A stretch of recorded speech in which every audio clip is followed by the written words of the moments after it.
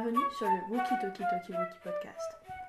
Je suis Héloïse, j'ai 19 ans, je viens de Paris et j'ai vécu à Montréal pendant un an pour faire des études d'anthropologie et d'arts libéraux.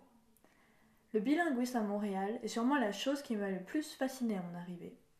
Alors j'ai voulu approfondir le sujet en interviewant des amis qui le vivent au quotidien. Ce troisième épisode est avec Harry, étudiant français comme moi, qui a habité 4 ans à Montréal et vient de finir son baccalauréat ou sa licence en anthropologie et philosophie. Avec Harry, nous avons parlé de sa transition entre sa vie en France et sa vie au Canada, ainsi que de son intérêt pour l'anthropologie et la philosophie et ses études à l'université. Nous avons également parlé de ce que c'est qu'étudier en anglais, en tant que francophone, et les différences entre le parler québécois, le parler français et le franglais. Et nous avons fini la conversation avec le libéralisme économique et social au Canada. Je suis désolée pour la qualité audio et le bruit de fond. Je sais que c'est imparfait, je travaille pour améliorer ma technique avec le micro. J'espère que ça ne vous dérangera pas trop et que vous pourrez passer outre afin de vous concentrer sur le contenu. Bonne écoute et je vous présente Harry. Bonjour. Merci d'être avec moi. Je suis très content. Est-ce que tu peux te présenter rapidement ? Je m'appelle Harry Danon, je suis étudiant français à Concordia en anthropologie et philosophie. Je suis dans ma 4e année, dernière année. Je viens de Paris. J'ai vécu toute ma vie là-bas.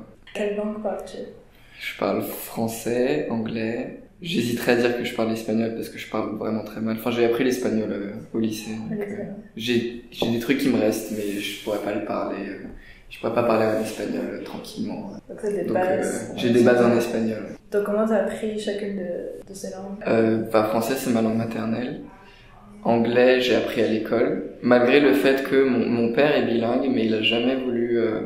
il a pas voulu m'apprendre l'anglais comme langue maternelle parce que ma mère ne parlait pas bien anglais et ma sœur l'apprenait comme tout le monde à l'école aussi. Il voulait pas que ça crée une sorte de séparation entre moi et lui d'un côté et puis ma sœur et ma mère de l'autre. Donc il m'a juste pas appris l'anglais, donc j'ai appris l'anglais à l'école.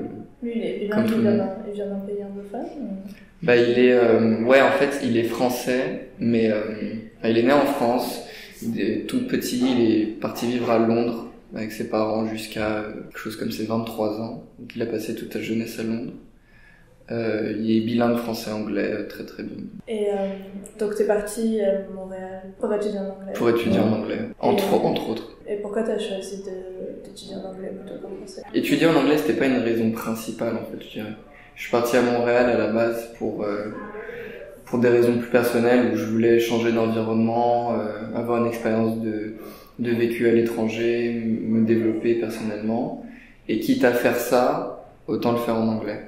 Et autant pratiquer son anglais et apprendre l'anglais pour pouvoir être bilingue plus tard. Et c'était sûr que ça allait me servir dans ma vie, pour mes études et pour le travail que je pensais que j'allais faire à l'époque en tout cas.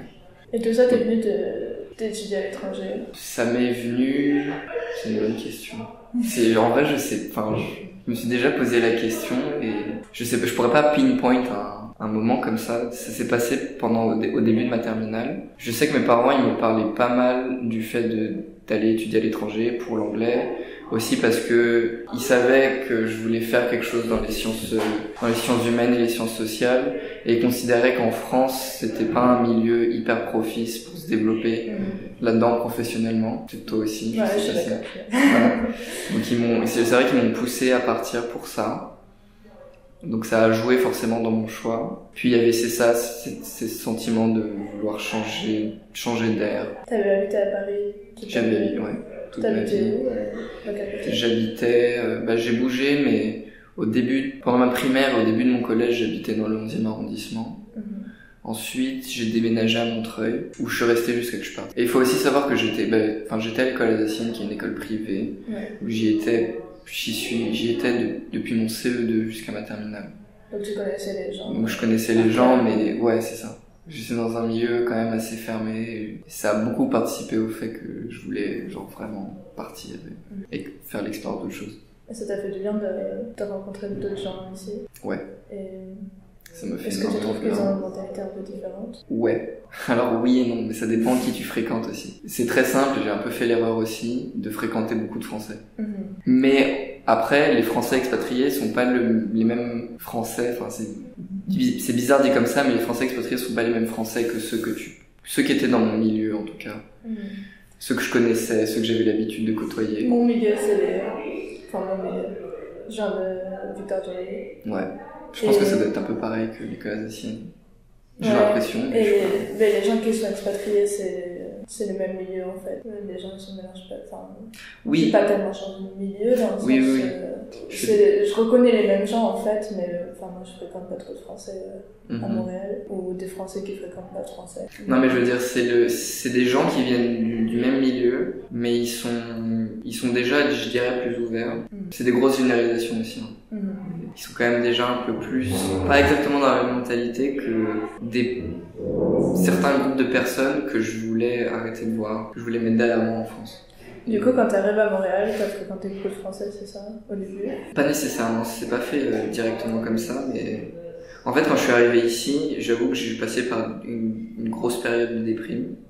Pas au début, mais quand ma vie a commencé à s'installer ici. Dû à quoi? Dû au fait que, premièrement, j'étais dans une relation depuis 3 ans en France, qui a commencé à s'effriter quand je suis arrivé ici. On a essayé de faire de la relation à distance, ça n'a pas marché. Je me posais beaucoup de questions sur pourquoi est-ce que j'étais là, est-ce que j'avais fait une erreur ou quoi, parce que j'étais très très amoureux. Est-ce que c'était quelque chose auquel t'as réfléchi quand tu t'es demandé peut-être que je vais étudier à l'étranger? Oui. Dans le processus d'immigration, tu dis que faire de ma relation? En fait, a posteriori, maintenant, je me rends compte que pendant le processus où je pensais partir, j'étais très enthousiaste, très content, très heureux. Je pensais beaucoup plus au côté... je pensais que ça pouvait tenir le coup avec la personne avec qui j'étais, parce qu'on se faisait énormément confiance. Et en même temps, on savait tous les deux qu'on était super jeunes, et que on avait des choses à vivre, on avait des choses à faire dans nos vies, on pouvait pas faire le sacrifice de gérer nos vies en fonction de l'autre à ce point-là, tu vois. Elle était tout à fait d'accord avec le fait que je parte, même si c'était difficile et que ça a causé des problèmes ensuite. Donc je le vivais c'est logique, c'est con et c'est logique, mais je le vivais bien jusqu'au moment où ça s'est fait. Tu vois. Je suis arrivé ici et je me suis demandé, mais putain, mais quelle décision j'ai fait? Pourquoi j'ai été con? En plus, je lui ai fait sûrement, même si c'était accepté entre nous, on en avait beaucoup discuté, je lui ai quand même fait sûrement beaucoup de mal. Et enfin bref, je me suis posé beaucoup de questions comme ça pendant un certain temps. Au final, on a rompu. Ça a beaucoup joué, vraiment cette relation-là, ça a beaucoup joué dans mon intégration à Montréal, et dans mon acclimatation à cette vie ici. Donc ça, c'est un premier aspect. Deuxième aspect, c'est que je suis arrivé, je connaissais 2 personnes français qui étaient pas du milieu de l'Alsacienne, mais qui étaient d'un autre milieu, une colonie de vacances à laquelle j'allais depuis que j'étais tout petit, avec des amis très très proches. Ceux qui étaient ici, c'était pas mes amis les plus proches, mais c'était quand même des amis d'enfance, parce que c'est des gens mes parents connaissent leurs parents. C'est un milieu à la fois très amical et familial. Donc je les connaissais eux, j'ai commencé à il y en avait un qui était déjà là, qui avait déjà une bande d'amis assez formée, il était là depuis 1 an, qui lui était ami avec beaucoup de Français. Donc j'ai commencé à le voir lui pas mal, à rencontrer ses amis français. Et de l'autre côté, je suis pas arrivé de la manière à me faire le plus d'amis possible, dans le sens où je me suis direct mis en colocation, je suis pas passé par des résidences. Je sais pas à quel point ça peut aider de passer par une résidence pour se faire des amis ou quoi, mais en tout cas, ça dépend de ta personnalité. Ouais, c'est ça. Il y a des gens qui ont eu une très très bonne expérience de résidence comme mon ami, il y en a d'autres, comme aussi d'autres amis que j'ai eu, qui ont détesté leur première année à cause des résidences. Mais à l'époque, en tout cas, je me disais que j'aurais pu rencontrer plus de monde, plus diversifié à travers les résidences. Mais moi, mon expérience, parce que là j'habite en résidence, si t'aimes beaucoup sortir faire la fête et rencontrer beaucoup de gens, c'est cool, mais c'est pas là où tu fais des rencontres qui te forgent en fait, je dirais. C'est plutôt des rencontres pour sortir. Ça dépend si t'es en coloc. Je suis en colocation, donc on habite dans la même chambre. Si ça se passe bien, tant mieux. Moi j'ai la chance, je m'entends très bien avec elle. Si ça se passe pas bien, il y a beaucoup de gens qui ont pas une bonne expérience, justement parce qu'ils s'entendent pas bien avec leur coloc. Donc ça joue beaucoup, mais l'aspect collectif de résidence, on se dit tu vas te faire plein d'amis, mais finalement c'est pas là où je me suis fait mes relations amicales plus proche. Ouais, je pense que ça dépend des gens, des personnalités, juste de la chance, ça dépend sur qui tu tombes aussi. Mais, en tout cas, moi, après, je me suis mis dans une colocation, on était 5, où c'était, en vrai, c'était assez international. Il y avait moi, il y avait juste une autre Française, puis t'avais une Coréenne, un Russe et un Argentin. Donc, c'était vraiment cool. C'était vraiment, ils étaient tous étudiants en plus. C'était intéressant. C'était super intéressant. Ouais, en plus, c'était vraiment... Après, je suis pas resté ami avec eux. Aujourd'hui, je suis plus vraiment ami avec eux. Il y en avait aussi qui étaient plus dans leur coin, etc. Mais il y avait c'était quand même une bonne ambiance. Je suis assez nostalgique de cette période. Je me suis fait des amis par ce biais-là. Je me suis fait 1 ou 2 amis à l'université. J'étais un peu déçu de l'université dans le sens où je pensais que ça allait être beaucoup plus propice à créer des amitiés. Alors qu'en fait, je suis arrivé et je me suis rendu compte que t'as genre un cours par semaine, des gens arrivent, il y a le cours, puis ils s'en vont. T'as un autre cours, les gens arrivent, il y a le cours, puis ils s'en vont. Puis t'as pas vraiment c'est pas le même fonctionnement qu'au lycée, en fait, où on te met dans des situations où t'es avec des groupes. Il n'y a pas d'endroit pour se rencontrer non plus vraiment en dehors. Ça, c'est à cause du bâtiment, je dirais. Ouais, aussi. Il y a beaucoup de passages, mais il n'y a pas beaucoup d'endroits pour vraiment se regrouper qui sont agréables. Juste tu te poses, t'arrives, et il y a des gens qui sont là que tu connais. C'est vrai. Tu vas à ton cours, puis après tu vas faire quelque chose d'autre, et si tu vas voir d'autres gens, il faut vraiment avoir un rendez-vous, je sais pas. Ou alors, il faut s'inscrire dans des associations. Est-ce que tu fais partie d'une association? Non, je me suis pas inscrit dans une association. J'y ai pensé à un moment, mais je ne l'ai jamais vraiment fait. Tu trouvais que ta vie à Montréal avait pris un tournant qui était différent de ta vie en France? C'est une dure question. Qu'est-ce que ça a pu changer? Si, ça a changé. Oui, mais c'est sûr qu'il y a des choses qui ont changé. Mais je pense le fait d'avoir une plus grosse autonomie, de vraiment gérer son temps totalement. T'as juste les cours où tu dois aller, mais après t'es libre de faire tout ce que tu veux. C'est pas énorme, hein? C'est combien Les cours? C'est 15 heures par semaine. Ouais, c'est à peu près 15 heures par semaine. Comparé au lycée ou même si t'es en prépa. En France, et même à l'université en France, c'est beaucoup plus de cours, c'est comme 20 heures, je dirais. Ça fait 5 heures de plus, mais quand même, c'est 5 heures de plus. Et si, c'est vraiment. On a beaucoup de temps libre. Est-ce que tu as trouvé que c'était dur de s'organiser au début? Au début, ouais. Mais j'étais très content de le faire aussi en même temps. Je me sentais grand, en vrai. J'avais mon appartement, je me payais ma bouffe, je me faisais à manger, je devais tout faire moi-même. Mais c'était ça que je recherchais, donc ça, j'ai énormément... J'ai trop kiffé au début faire ça. Après, ça devient plus normal, donc plus monotone, donc moins satisfaisant, mais c'est toujours important. Ouais, c'est ça. Peut-être un truc qui a changé, c'est mon rapport aux autres de manière générale. Je suis plus... en arrivant, en fait, je m'attendais à me faire des amis pour la vie tout de suite. Et ça marche pas du tout comme ça. Et j'étais très naïf en arrivant. Et je voulais me faire des amis, des bons amis très vite. Et j'avais du mal à un peu gérer les relations sociales dans le sens où quelle distance garder, quelle distance avoir avec les gens que tu rencontres, comment interpréter la distance que les gens mettent entre eux et toi quand tu les rencontres, comment se faire des bons amis sans, transgresser des barrières. Mais c'est nouveau en fait quand t'es ami avec les mêmes personnes depuis que t'es au CE2. Ouais. Non, ça a changé. Oui, non, mais tu les connais, même si tu changes d'amis, c'est des gens que tu connais, donc t'as pas cette barrière-là de passer de inconnu à connaissance. Ça se fait très vite en fait. C'était un autre mode de fonctionnement au niveau des relations sociales. Est-ce que tu t'es senti un peu seule? Oui, il y a beaucoup de moments où je me suis senti seule, c'est sûr. Et c'était ta première année ou ça restait un peu plus longtemps? C'était par période, c'était ma première année. Ma deuxième aussi. En fait, pendant très longtemps, j'ai pris du temps à me faire des amis très proches. J'avais toujours ces 2 amis dont je t'ai parlé qui étaient là, on s'est mis en coloc la deuxième année. Mais je sentais un manque, j'ai pris du temps à me faire vraiment des amis qui tiennent. C'est ça, maintenant, je pourrais dire que je le ressens toujours un peu aujourd'hui parce que au final, maintenant, ces amis-là, ils ont fini leurs études, ils sont partis. Donc, ils sont partis de Montréal? Ils sont partis de Montréal, ouais. Donc du coup, il y a eu un changement, je me suis pas refait beaucoup d'amis entre temps. Faut aussi savoir que je suis quelqu'un qui est très trop, selon moi, focusé sur mes études parce que à la fois j'aime beaucoup ça me tient à cœur, quand je fais un travail, j'ai envie de le faire bien, je suis un peu perfectionniste, donc et puis je travaille lentement aussi, donc je vais passer beaucoup de temps à travailler.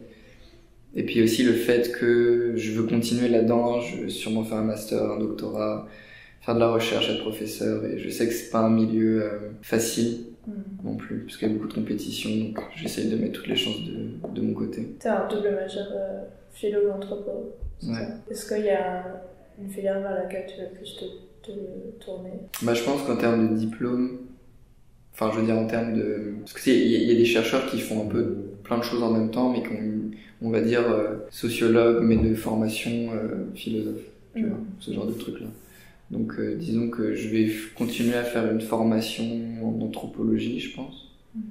Parce que je sais pas, je pense que ça me convient plus. Je dirais pas que ça m'intéresse plus, mais je sais pas, au niveau je sais pas, quand t'es philosophe, j'ai l'impression que tu restes juste à penser, à écrire dans une pièce, genre. Tu vois ce que je veux dire? Anthropologue, j'ai l'impression que t'es plus, tu fais de la recherche sur le terrain, tu rencontres des gens, tu voyages. C'est un milieu. C'est plus social. Ouais, c'est plus social et j'ai des tendances et des grosses tendances à être asocial, donc il faut un peu que je me mette un cadre, tu vois.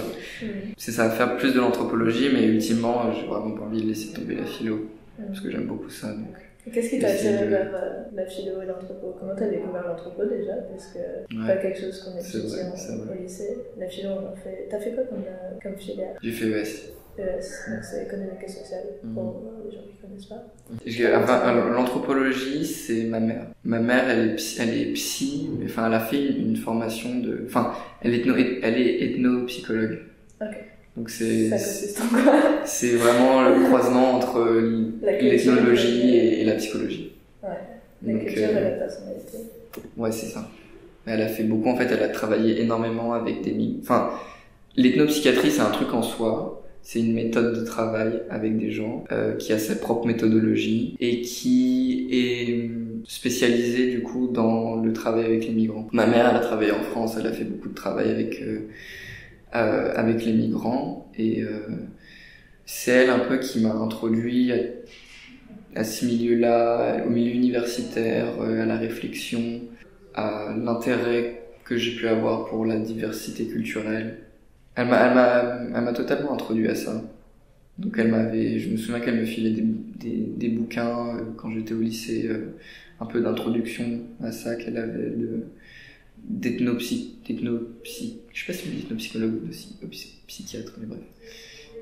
Ça dépend des personnes, les psychologues. On dit ethnopsychiatrie, mais les ethnopsychologues, c'est pas des psychiatres, c'est pas des gens qui prescrivent des médicaments. Donc ils font pas médecine. Enfin bref, donc elle m'a introduit à des écrits de ces gens-là, des gens avec qui elle a travaillé ou pas. Est-ce que toi, au niveau personnel, t'as fréquenté un peu des migrants à Paris Non, je dirais que non. Non, j'étais trop dans ma bulle. Trop. J'en ressentais pas l'envie sur le moment. Enfin, si, en fait, peut-être je ressentais l'envie, mais ça s'était matérialisé dans mon envie de partir et de faire mes études à l'étranger. Pas dans une envie de changer de milieu social, enfin, changer de milieu social tout en restant là où j'étais. Et pour la philosophie? Et pour la philosophie, juste, j'ai beaucoup aimé la philo au lycée. J'ai eu une prof que j'aimais bien. J'aimais bien ces cours-là, j'aimais bien écrire. Personnellement aussi, j'aimais bien écrire à côté. J'aimais bien la réflexion, j'aimais bien... Enfin, même avant de faire de la philo, je sentais que j'aimerais faire de la philo. Ouais. Pour... je sais pas vraiment pourquoi. Juste... j'aimais bien me poser des questions. Depuis assez petit, je me pose beaucoup de questions. Et... Ça fait du bien d'avoir des gens qui se sont posés des questions avant toi et qui ont esquissé des réponses un peu ou... Ouais. Oui, ça fait du bien quand t'as des questionnements et que tu vois soit les mêmes questionnements mais écrits de manière beaucoup plus belle et beaucoup plus claire sur papier ou tout simplement des réponses aussi à tes questionnements. Mais... Puis d'avoir un contexte aussi pour se poser ces questions parce que c'est propulse. Tu dis la philosophie, tu vois le philosophe tout seul en train d'écrire, mais il y a beaucoup de dialogue. Ouais. Dans la réflexion philosophique quand même. Non, je sais. C'est une image, enfin... C'était plus pour, je disais ça plus pour contraster avec le fait que, je sais pas, j'ai l'impression que l'anthropologie, il y a une dimension beaucoup plus sociale. Quand même dans le travail que tu vas faire. C'est plus retirer sur soi-même un peu la philo, je dirais. Ouais. Parce que c'est la réflexion sur le monde et tout, donc t'es obligé d'être un peu en retrait. Ouais. Puis tu travailles sur des textes. Tu vois, ton outil de travail, c'est un texte, enfin je veux dire, c'est de la documentation morte, entre guillemets. C'est des textes, c'est peut-être des vidéos, c'est peut-être des archives, je sais pas. Est-ce que étudier la philo à l'université, t'as trouvé que c'était différent du lycée, Ouais, grave. En tout cas, enfin vraiment beaucoup au début. Je suis arrivé, j'avais pris mes cours de philo, je m'attendais à faire vraiment beaucoup d'auteurs que j'avais vus en France au lycée, qui sont enfin les grands auteurs qu'on connaît, genre Kant, Hegel, Descartes, etc. Et au final, je me retrouvais avec des gens que je connaissais pas du tout. Non, même pas, j'aurais aimé, mais c'était juste des gens dont j'avais jamais entendu parler, qui me donnaient pas envie.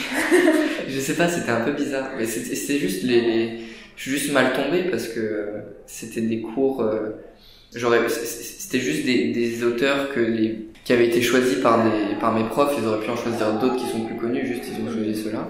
Donc j'étais très surpris par rapport à ça. J'étais très surpris par la méthode d'apprentissage aussi. Habitué à la méthode d'apprentissage du lycée, enfin même française. Au département de philo, c'est quoi? Bah ça c'est moins lié à la philo en elle-même qu'à l'université en général ici. Mais le contraste était plus important au niveau de la philosophie parce que tu sais en France on est habitué à lire des textes, à écrire des dissertations. Là on lisait des textes et on faisait des QCM, tu vois. Et je trouvais ça totalement débile. Enfin, de là d'où on vient, en tout cas, je comprenais pas l'utilité de faire un QCM. Et t'as beaucoup écrit dans tes cours de philo? Bah, au fur et à mesure, ouais. Après, quand tu commences à prendre des classes un peu plus avancées, ils te demandent d'écrire, tu rends des papers, et au final, maintenant, je préfère beaucoup plus la méthode ici. Parce que c'est déjà, t'as moins de devoirs sur table. Ouais. T'en as presque, en tout cas en philo. Moi non plus j'en ai pas, j'ai que les examens. Ouais. Qui vont au partiel. Mais même les examens en philo, pour la plupart des cours, c'est des papers que tu rends. Ah ouais, ok. Donc que tu travailles chez toi, t'as le temps de te plonger dans les textes, d'avoir une réflexion qui est en tout cas plus aboutie que, je pense, si t'apprends par cœur des trucs. Mais pour moi ça fait beaucoup plus sens parce que tu vas jamais produire de quelque chose de bien sous pression et en un temps limité. Parce que on te demande pas d'avoir une réflexion aboutie en fait, alors qu'en sciences sociales, sciences humaines, c'est un peu le but, non? Je pense que le fait de faire du travail à la maison, ça te permet on te demande plus de faire aboutir ta pensée parce que t'as plus de temps et t'es moins sous pression. Après, je pense que le devoir sur table, il a aussi son utilité dans le sens où déjà, ça te permet de retenir ce que tu apprends. J'aurais retenu beaucoup plus de trucs. Tu vois ce que je veux dire? On nous demande d'apprendre plus. Court terme. Tu retiens sur le court terme. En fait, je dirais que c'est pas la même sorte de retenue. C'est-à-dire que si tu veux, je me souviens encore de pas mal de trucs que j'ai vus au lycée parce que j'ai dû les apprendre pour les devoirs sur table, etc. Et il y a plein de trucs ici que j'ai fait il y a l'année dernière dont je me souviens pas parce que j'ai pas dû les apprendre. Mais ce qui m'a étonné en arrivant ici, c'est que quand tu écris un essai, tu approfondis beaucoup un sujet. Donc parmi tous les sujets que tu as appris en cours, qu'on a vu en cours, tu vas en approfondir un, mais ils vont jamais te poser des questions sur tous les autres en fait. Et ça arrive quand tu as des examens, mais parfois t'as pas d'examen. Et à ce moment-là, ils peuvent pas savoir si t'as lu un livre ou pas. Et en même temps, je trouve ça... Moi, j'aime bien parce que c'est plus personnalisé. Dans le sens où si vraiment t'as bien aimé un auteur, tu peux vraiment aller plus là-dedans et continuer ta recherche. Moi, j'ai un cours qui est un peu philo-histoire, Oliver College, que tu connais. Et c'est un cours d'1 an. Et en fait, tous mes papiers, ils sont un peu reliés sur le même sujet. Je suis obsédée par les Grecs. Et là, je vais écrire un papier de 10 pages. Ça reprend un peu tout ce que j'ai fait pendant l'année.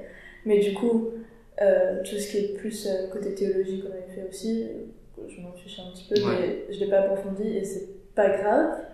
Donc c'est un choix d'éducation en fait. Ouais. Puis c'est vrai que ça te laisse beaucoup plus le choix. C'est beaucoup plus axé sur la recherche aussi. Mais c'est peut-être aussi, enfin, ça se trouve, l'université en France, c'est pareil.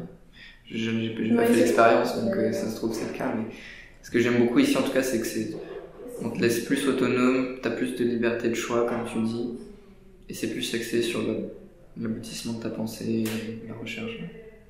Pour revenir aux langues, donc tu étudies en anglais Mhm. et ta langue maternelle c'est le français.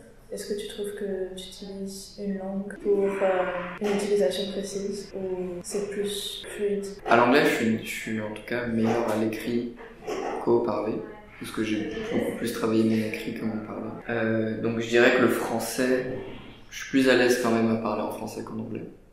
Même si je me débrouille très bien en anglais, j'ai quand même... Enfin, ça dépend des jours, ça dépend des moments, ça dépend du mood, etc. Mais j'ai quand même parfois besoin de réfléchir aux mots que je vais employer, beaucoup plus qu'en français. Beaucoup plus fluide en français. Donc je privilégierais le français... privilégierais le français au parler. L'anglais, en termes de rédaction académique, je le privilégierais aussi, je pense. Parce que je suis juste habitué. Puis t'as tous les termes qui sont en anglais, c'est genre... Au début, je faisais mes examens en français. Je trouvais ça plus simple, mais en même temps plus compliqué parce que justement tu devais traduire tout ce que tu avais pris dans une langue en français. Juste pour préciser, comme on est au Québec, on peut écrire les examens en français ou en anglais. Même si notre université est en anglais, on peut écrire les examens et écrire nos essais en français. Ouais. Mais donc du coup je les écrivais en français au début, puis j'ai quand même assez vite switché à l'anglais parce que c'était aussi le but quand même. Je suis venu là pour faire l'anglais. Ouais. Donc, Mais même, comme tu disais, c'est plus dur parce que tout ce qu'on a appris c'est dans le vocabulaire en anglais, donc quand tu es en examen, c'est dur de devoir traduire tout de langue à l'autre en fait. Puis t'as pris tes notes en anglais, donc tu dois, quand tu les revois, quand tu les apprends, est-ce que tu vas penser en anglais ou en français? Peut-être ça va t'aider de les penser en français sur le moment, comme ça tu t'en souviens en français à l'examen. Comme ça t'as pas à les traduire au moment de l'examen, mais enfin ça pose des petits problèmes comme ça qui étaient super chiants. J'ai juste arrêté très vite. Et du coup, est-ce que tu trouves maintenant que ton écrit en anglais est meilleur qu'en français en général, ou c'est vraiment que parce que tout ton vocabulaire est en anglais que tu t'exprimes? Ça dépend pourquoi. Pour écrire d'une manière plus souple, plus poétique si tu veux, c'est quand même le français qui revient. Enfin, qui est le plus simple parce que c'est une langue que je maîtrise plus, ça me vient plus de cette manière-là. J'ai plus de vocabulaire quand même en français qu'en anglais. Est-ce que tu tiens un journal ou tu écris tes réflexions? Non, je tiens pas vraiment un journal, mais j'écris des réflexions de temps à autre comme ça. Enfin, c'est rien de très formalisé, c'est juste pour écrire. Et puis aussi, il y a un truc qui est très important pour moi aussi quand même, c'est que ce qui me plaisait beaucoup, même avant d'aller à l'université, c'était de voir la poésie dans un travail académique. Il y a certains auteurs qui sont juste, selon moi, tellement bons, qu'ils arrivent à allier la précision et la clarté d'explication et un sorte de lyrisme poétique qui nous touche en fait. Qui nous touche et qui est juste très beau et qui je trouve permet aussi de rendre plus clair leurs propos parce qu'ils vont utiliser des métaphores, parce qu'ils vont utiliser toutes sortes d'outils littéraires qui facilitent la compréhension aussi. Et moi c'était vraiment en vrai c'est un des points centraux, un des trucs qui font que j'aime ce que je fais à l'université, qui font que j'aime les sciences humaines et les sciences sociales, c'est arriver à pouvoir faire ce genre de travail-là, arriver à allier les deux dans ce que je fais, essayer du moins. Mais c'est un truc que j'ai du mal à faire en anglais, parce que, enfin, d'un côté, c'est plus simple parce que j'ai plus les termes en anglais, je suis plus habitué, mais de l'autre, le côté poésie, etc., je le maîtrise pas bien en anglais, du coup. C'est un peu frustrant. Est-ce que ton écrit a beaucoup progressé depuis ta première année? Beaucoup, je sais pas. Enfin, je pense qu'il a progressé, oui, après c'est... Je sais pas, en fait, j'ai jamais comparé vraiment ce que je peux écrire maintenant, ce que j'ai écrit. Est-ce que toi, tu te sens... Je me sens, je sens que j'ai progressé, ouais. Ouais. Je sens que j'ai quand même plus de vocabulaire, de construction de phrases sont plus complexes. Je suis plus dans mes moyens, si tu veux. Je me sens plus à l'aise, tout simplement. C'est beaucoup plus fluide. Est-ce que tu voudrais que ton anglais aille plus vers ce côté politique, là, justement, que tu veux atteindre? Ouais, mais j'ai pas l'impression... Enfin, genre, je trouve ça moins beau en anglais. C'est un peu con, mais je trouve ça... Je préfère le français pour ça. Donc, d'un côté, oui, parce que si ultimement je veux continuer à être dans des universités anglophones, je vais devoir écrire en anglais. Donc je vais devoir développer ça en anglais. Il y a un truc qui me reste avec le français que j'ai pas, que je veux laisser au français. Est-ce que tu voudrais exploiter ce côté politique au français en faisant un projet J'ai pensé un peu... en fait, il faut savoir que j'ai aussi beaucoup de mal à monter des projets si je suis pas encadré d'une certaine manière par quelque chose. Donc l'université, ça me va beaucoup pour ça, c'est un encadrement qui est suffisant pour moi. J'ai déjà eu des projets d'écrire des petites nouvelles, ce genre de petits écrits plus formalisés, plus construits, plus aboutis, que j'ai commencé, que je n'ai jamais fini, que j'ai fait en français. Donc oui, j'ai eu ces idées-là, mais ça n'a jamais rien donné de très concret. Je te conseille d'exploiter ça. Ouais. Ce côté politique de la langue. Moi, je sais que quand je suis arrivée ici et que j'ai commencé à beaucoup plus parler anglais que français, en fait, j'ai senti que côté de la langue française, my knowledge, mon savoir, ma connaissance de la langue française s'échappait un peu. Au niveau, pas des mots de tous les jours, mais vraiment les mots qui sont jolis un peu, tu vois. Les mots sur lesquels tu peux jouer. Ouais. Et un peu le côté de... Tu peux jouer avec la langue, et comme c'est ta langue maternelle, chaque mot a une résonance émotionnelle. C'est quelque chose qui partait. Ouais, je vois totalement ce que tu veux dire, je me retrouve vachement là-dedans. Ouais, et du coup j'ai commencé à écrire de la fiction. Surtout pour moi-même en fait, juste pour quand ma langue maternelle me manque. Parce que c'est vraiment au-delà de parler en fait, parce que tu peux parler tous les jours et avoir ces mots qui s'échappent en fait. Et moi je veux pas. Non, c'est vrai. C'est vrai que j'ai l'impression de peut-être avoir perdu un peu d'esprit, disons, quand je parle en français. Tu vois, ce genre de... Enfin, ce que tu disais, savoir jouer sur les mots, savoir... Enfin, je sais pas comment... Les mots, ils ont multiples significations. Tu peux construire n'importe quoi, n'importe quel mot. Enfin, c'est juste des règles du jeu que tu maîtrises. Donc si tu joues de moins en moins à ce jeu-là, tu perds un peu tes capacités. Est-ce que tu associes une charge émotionnelle à ton rapport avec la langue française? En général. Anglais, français, même espagnol. Ouais. L'utilisation de la langue enfin la langue en général ou l'utiliser? Ouais. Ou même l'utiliser. Les deux. Tu sais, en anthropologie, tu sais que la langue, c'est un véhicule, c'est le véhicule de la culture. Énormément de choses qui sont contenues dans ta culture sont contenues dans ta langue. Donc c'est peut-être au niveau de cette transparence-là que je peux être vachement émotionnellement attaché aux langues. Là, je pense au français, beaucoup. Est-ce que tu trouves qu'il y a une différence de structure entre l'anglais et le français qui représente une différence de culture? Une différence de structure entre l'anglais et le français. Ouais.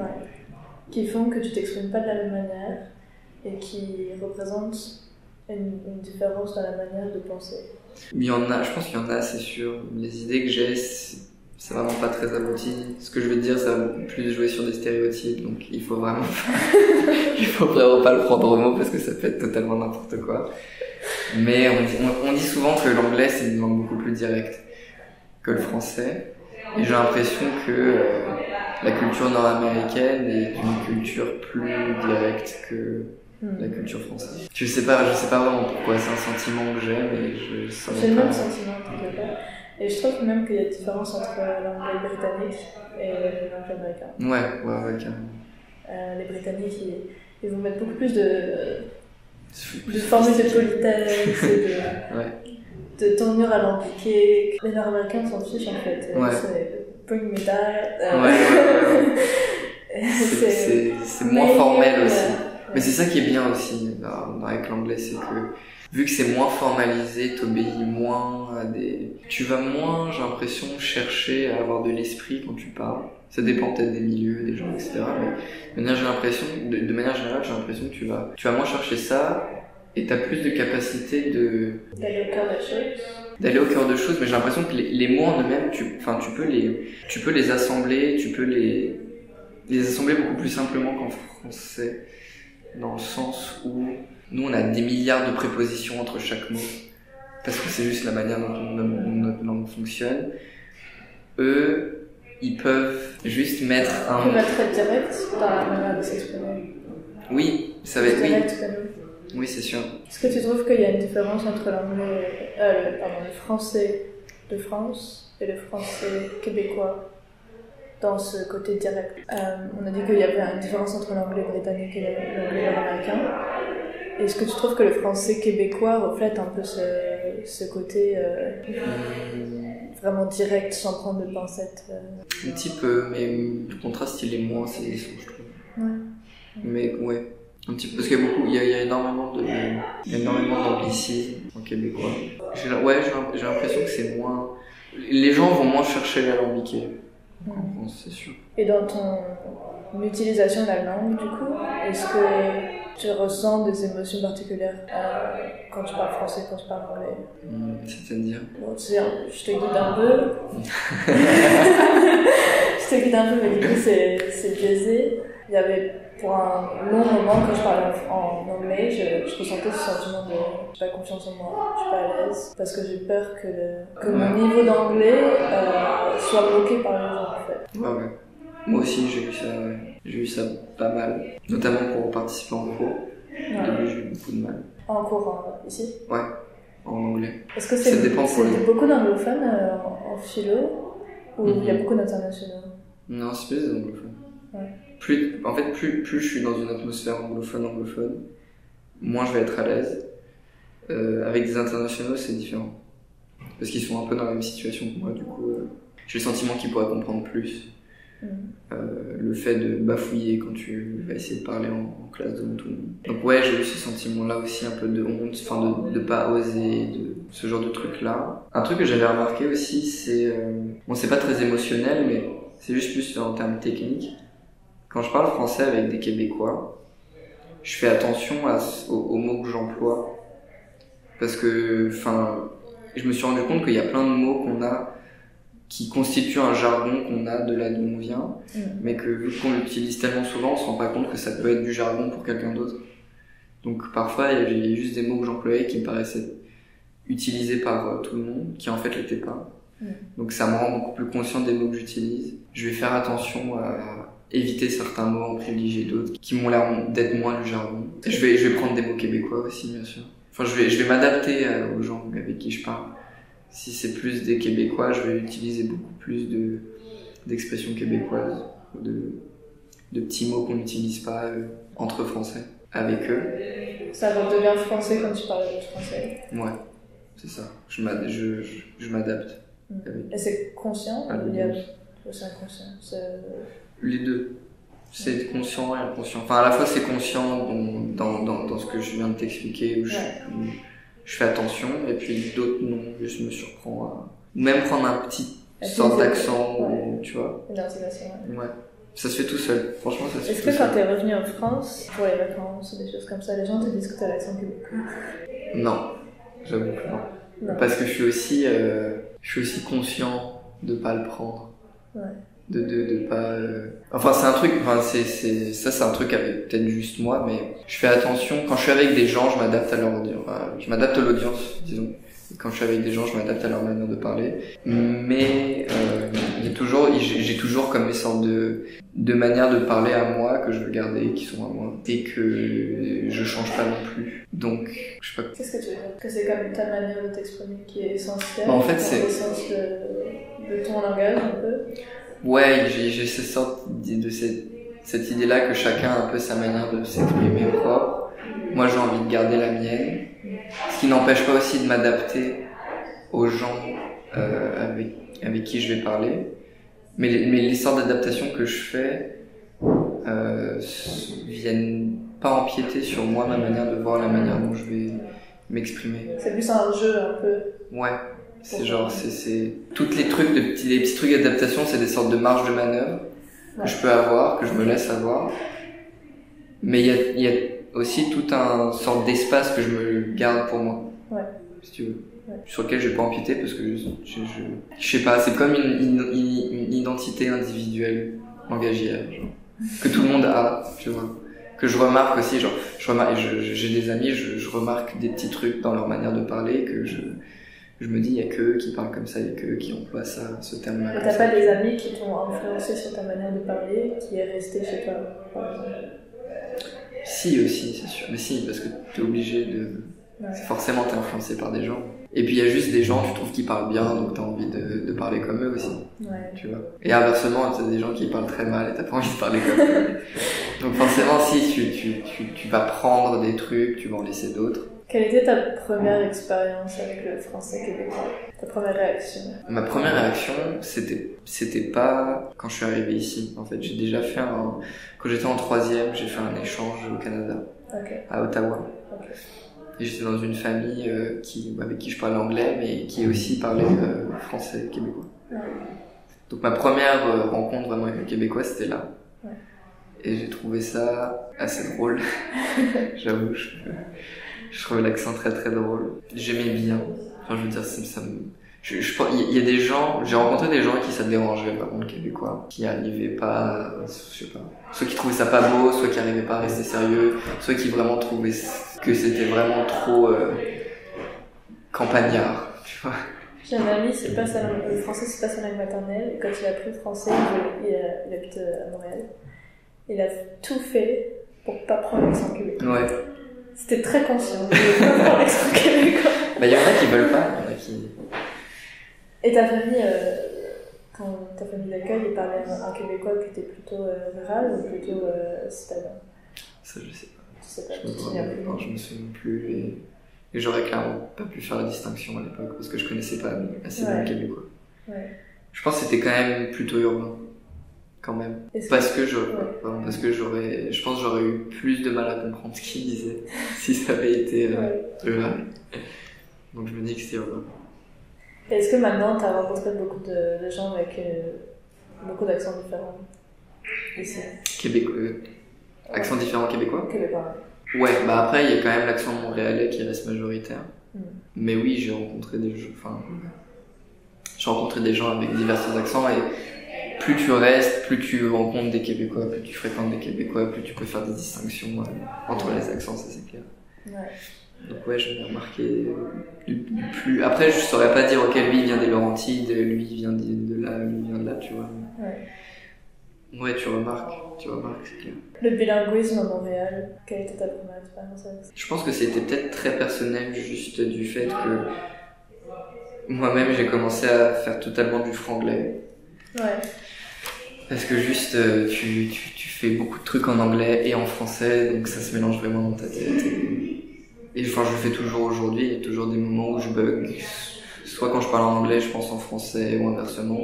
Et c'était d'ailleurs un truc qui me faisait vraiment beaucoup rigoler quand j'étais en France, et dont je me moquais beaucoup parce qu'on avait toute une section bilingue à l'école alsacienne. Est-ce que t'étais dans la section bilingue, toi? Non, je sais pas dans la section bilingue, mais ceux qui y étaient, ils faisaient pas mal de franglais. Ouais. Et on se foutait tout le temps de leur gueule parce que ça faisait beaucoup.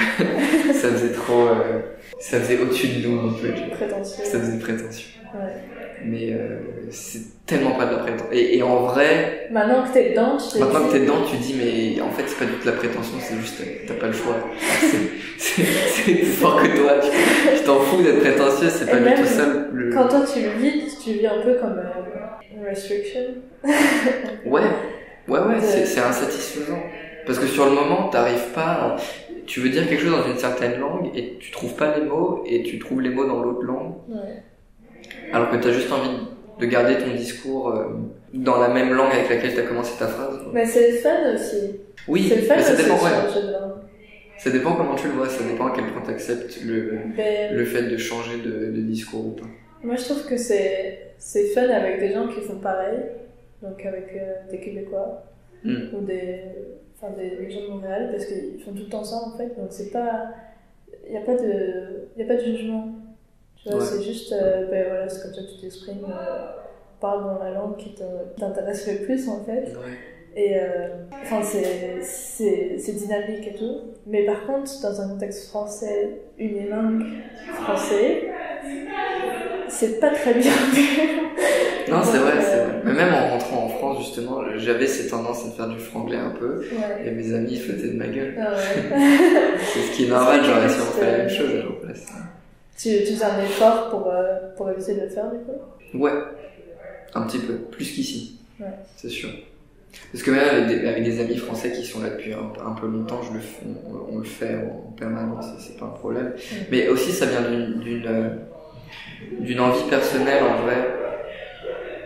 C'est discutable, c'est débattable, mais j'ai quand même l'impression qu'à travers le franglais, je perds mes capacités dans les deux langues. J'ai l'impression que juste que ce soit en français ou en anglais, il y a des mots que j'oublie, que je vais remplacer par le même mot mais dans l'autre langue. Donc du coup, ça me fait moins travailler chaque langue. T'as l'impression qu'au lieu de devenir bilingue, où tu es parfaitement fluent dans les deux langues, tu deviens un peu unilingue mais dans deux langues différentes. Mais mauvais unilingue. Tu vois, mauvais genre. Ouais, c'est ça, c'est exactement ça. Et ça fait partie d'une des marges, d'un des trucs ce dont je parlais tout à l'heure, une sorte d'espace linguistique personnel. Ultimement, quand même, quand je parle en français, j'aimerais ne pas avoir à remplacer mes mots en français que je trouve pas par des mots en anglais. Mais ça, c'est débattable, c'est juste je sais pas, un choix que je fais, c'est peut-être une habitude. C'est peut-être... c'est bien aussi, je trouve, quand il y a un mot qui ne vient pas en français, que tu le dis en anglais, d'essayer de voir la traduction en anglais. En français, pardon. Et on finit par faire beaucoup d'anglicisme. C'est clair. Parce que soit tu remplaces par un mot anglais, soit tu fais un anglicisme. Et moi, j'ai remarqué dans ma structure de phrase même, au lieu de, même pas juste le vocabulaire, mais la structure de phrase, c'est beaucoup plus anglicisé qu'en français, que quand j'étais dans un environnement juste français. C'est clair. Et il y a plein de structures de phrases qui sont vraiment propres au français, qui sont pas traduisibles en anglais, que du coup j'oublie en fait. Totalement. Et quand t'es arrivé à Montréal, est-ce que t'as trouvé qu'il y avait une culture montréalaise qui était différente de celle que tu connais? Je sais pas si j'aurais associé ça, je sais pas si j'aurais dit c'est culture. Oui, c'est clair. Comment ça se manifestait, plus ouvert d'esprit, plus international, beaucoup moins stressé, beaucoup moins. Après ça tient au milieu dans lequel je viens à Paris, parce que c'est pas partout comme ça, mais j'ai l'impression qu'ici il y a beaucoup moins une recherche justement d'avoir de l'esprit quand tu parles, par exemple, ou d'avoir de dire des trucs intelligents, de dire de montrer que t'as de l'esprit, tout simplement. Ça c'était un truc pesant à l'Alsacien. Je trouve qu'il y avait des gens qui étaient vraiment beaucoup trop comme ça, même des amis à moi qui me saoulaient avec ça. Et du coup tu te compares aux gens et tu commences à penser des trucs qui n'ont pas lieu d'être, ce genre de choses là. Donc, c'est sûr que tu te prends moins la tête. C'est particulier. C'est particulier. Je pense. C'est particulier à ce genre de milieu-là. C'est peut-être pas juste à l'Alsacien, mais les milieux vraiment parisiens. Ouais, c'est clair. Donc j'étais très content de sortir de ça. Ça se manifeste donc internationalité, ou trop international ici, c'est trop bien. Ça n'a rien à voir avec. C'est une ville aussi internationale, Paris, mais beaucoup moins dans l'acceptation de la différence. C'est aussi parce qu'on est à l'université, et l'université qui est très internationale. Ouais, c'est vrai. Non, t'as raison.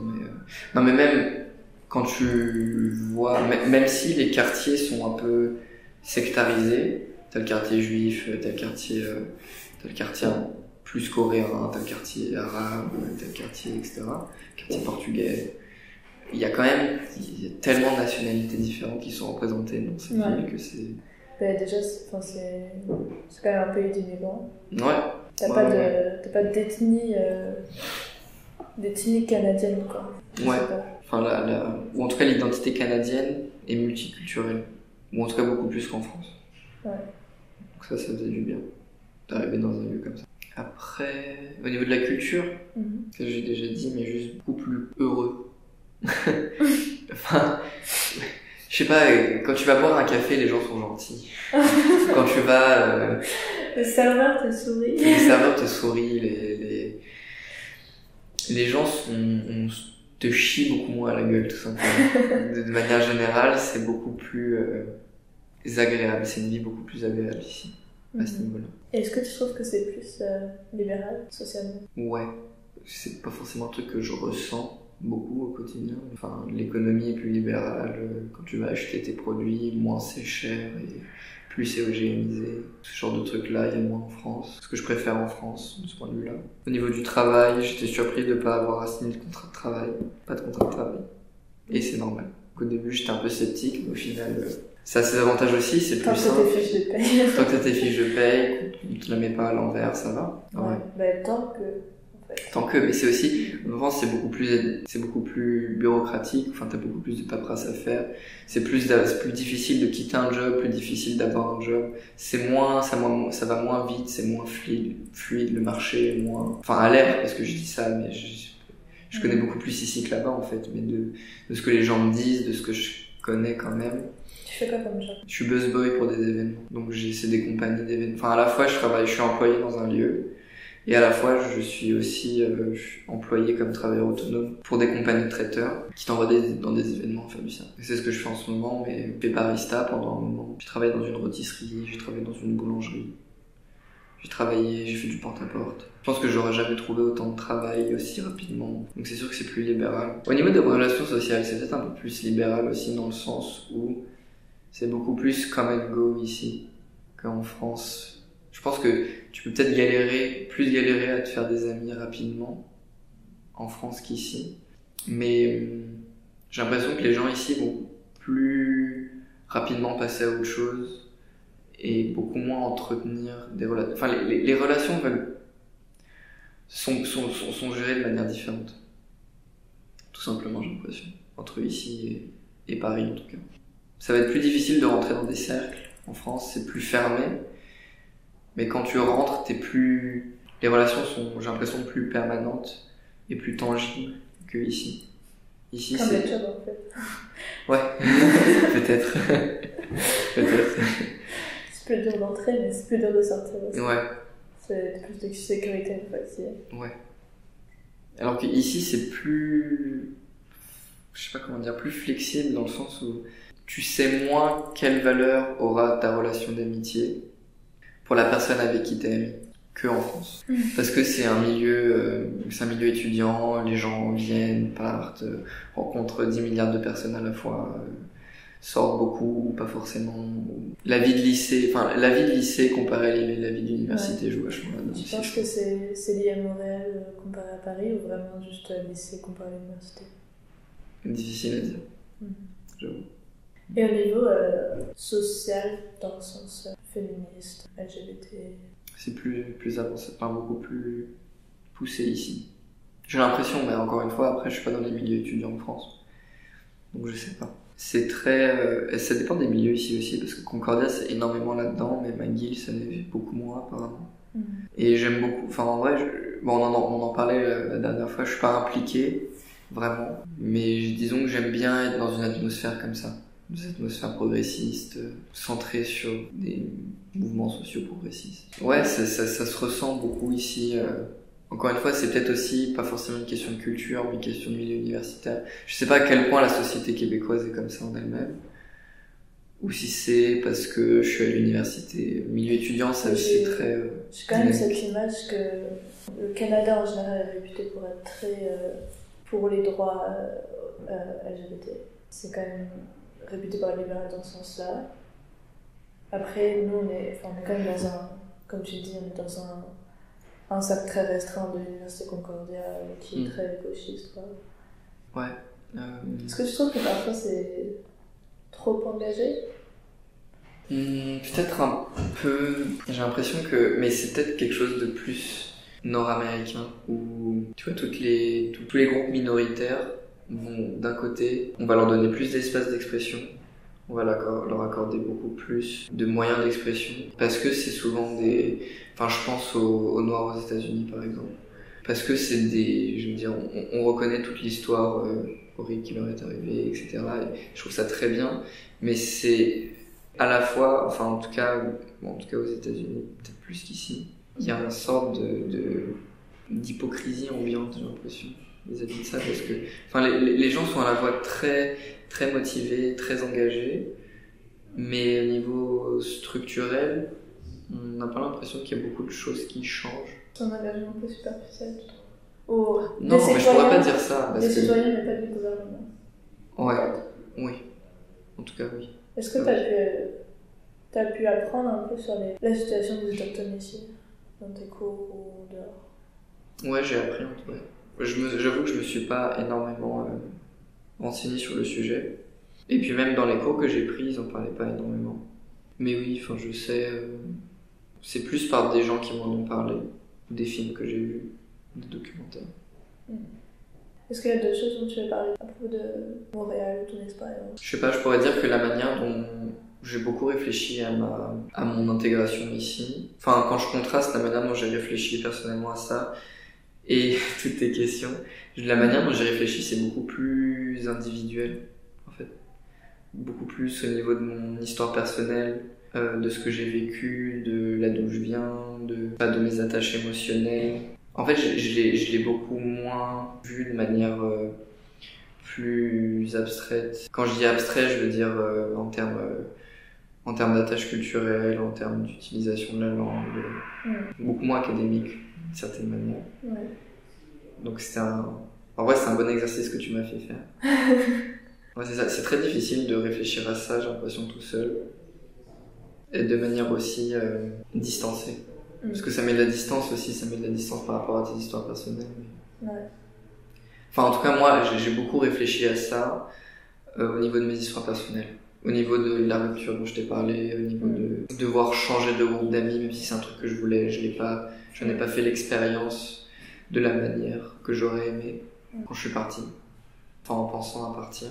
Ouais, c'est sûr que pour toi, ça s'inscrit un peu dans un continuellement de la vie, en fait. Ouais, ça s'inscrit plus dans un parcours personnel, plus que dans des comportements culturels plus globaux, si tu veux, ou des déterminants culturels et sociaux. Les deux sont autant valides, c'est pas du tout pour... Merci pour cette conversation. Merci à toi, ça m'a fait très plaisir. C'est la fin de cette conversation avec Harry. Merci d'avoir écouté jusqu'au bout. Et si vous êtes encore là, c'est que vous avez sûrement apprécié cette conversation.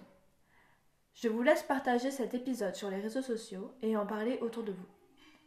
Le prochain épisode sera avec Bianca, une Québécoise qui vient de la banlieue de Montréal.